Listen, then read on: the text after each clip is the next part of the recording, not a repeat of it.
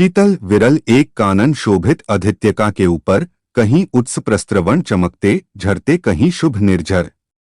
जहाँ भूमि समतल सुंदर है, नहीं दिखते हैं पाहन, हरियाली के बीच खड़ा है विस्तृत एक उटज पावन।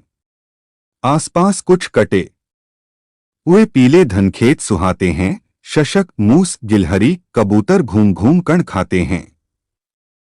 कुछ तंद्रिल अलसित बैठे हैं, कुछ करते शिशु का लेहन, कुछ खाते शाकल्य, दिखते बड़े तुष्ट सारे गोधन। हवनग्नि बुझ चुकी, गंध से वायु अभी पर माती है, भीनी भीनी महक प्राण में मादकता पहुँचती है। धूम धूम चर्चित लगते हैं तरु के श्याम छदन, कैसे झपक रहे हों शिशु के अलसित कजरारे लोचन जैसे।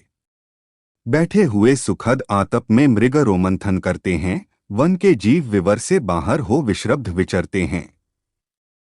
सूख रहे चीवर रसाल की नन्ही झुकी टहनियों पर नीचे बिखरे हुए पड़े हैं इंगुद से चिकने पत्थर। अजिन दर्भ पालाश कमंडलू एक ओर तप के साधन, एक ओर हैं टंगे धनुष तूनीर तीर बरजे भीषण। चमक रहा त्रिनकुटी द्वार पर एक परशु आभाशाली, लौहदंड पर जड़ित पड़ा हो मानो अर्ध अंशुमाली। श्रद्धा बढ़ती अजिंदर्भ पर, परशु देख मन डरता है, युद्ध शिविर या तपोभूमि यह समझ नहीं कुछ पड़ता है। हवन कुंड जिसका यह उसके ही क्या है ये धनुष कुठार। जिस मुनि की यह श्रुवा उसी की कैसे हो सकती तलवार। आई है वीरता तपोवन में क्या पुण्य कमाने को, या संन्यास साधना में है दैहिक शक्ति जगाने को। मन ने तन का सिद्धयंत्र अथवा शस्त्रों में पाया है, या कि वीर कोई योगी से युक्ति सीखने आया है। परशु और तप ये दोनों वीरों के ही होते श्रृंगार। क्लीव न तो तप ही करता है, न तो उठा सकता तलवार। तप से मनुज दिव्य बनता है, षड विकार से लड़ता है तन की समरभूमि में, लेकिन काम खड्ग ही करता है। किंतु कौन नर तपोनिष्ठ है यहाँ धनुष धरने वाला, एक साथ यज्ञाग्नि और असी की पूजा करने वाला। कहता है इतिहास जगत में हुआ एक ही नर ऐसा, रण में कुटिल कालसम क्रोधी तप में महासूर्य जैसा। मुख में वेद पीठ पर तर्कस, कर में कठिन कुठार विमल, शाप और शर दोनों ही थे जिस महान ऋषि के संबल। यह कुटीर है उसी महामुनि परशुराम बलशाली का, भृगु के परम पुनीत वंशधर व्रती वीर प्रणपाली का। हाँ हाँ, वही कर्ण की जांघों पर अपना मस्तक धरकर सोए हैं, तरुवर के नीचे आश्रम से किंचित हटकर। पत्तों से छन छन कर मीठी धूप माघ की आती है, पड़ती मुनि की थकी देह पर और थकान मिटाती है। कर्ण मुग्ध हो भक्तिभाव में मग्न हुआ सा जाता है, कभी जटा पर हाथ फेरता, पीठ कभी सहलाता है। चढ़े नहीं चीटियां बदन पर, पड़े नहीं तृणपात कहीं, कर्ण सजग है, उचट जाए गुरुवर की कच्ची नींद नहीं। वृद्ध देह तब से कृश काया, उस पर आयुध संचालन हाथ, पड़ा श्रमभार देव पर अस्मय यह मेरे कारण। किंतु वृद्ध होने पर भी अंगों में है क्षमता कितनी, और रात दिन मुझ पर दिखलाने रहते ममता कितनी। कहते हैं ओ वत्स, पुष्टिकर भोग न तू यदि खाएगा, मेरे शिक्षण की कठोरता को कैसे सह पाएगा।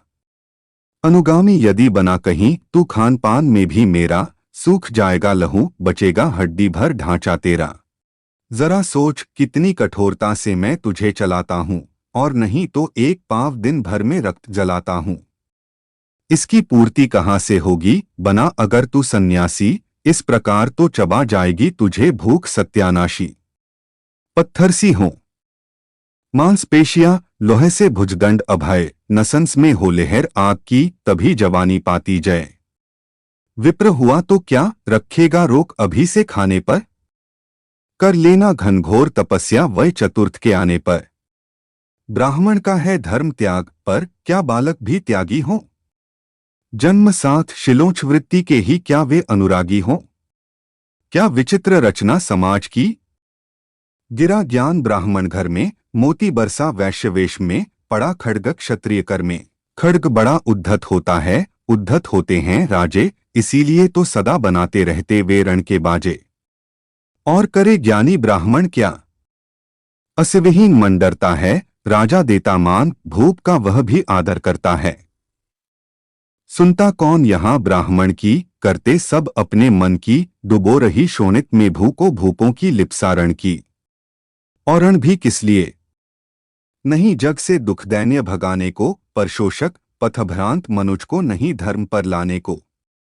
रण केवल इसलिए कि राजे और सुखी हों, मानी हों, और प्रजाएं मिले उन्हें, वे और अधिक अभिमानी हों। रण केवल इसलिए कि वे कल्पित अभाव से छूट सकें, बढ़े राज्य की सीमा, जिससे अधिक जनों को लूट सकें। रण केवल इसलिए कि सत्ता बढ़े, नहीं पत्ता डोले, भूपों के विपरीत न कोई कहीं कभी कुछ भी बोले। जो जो मिलती विजय नरपति का बढ़ता जाता है, और जोर से वह समाज के सिर पर चढ़ता जाता है।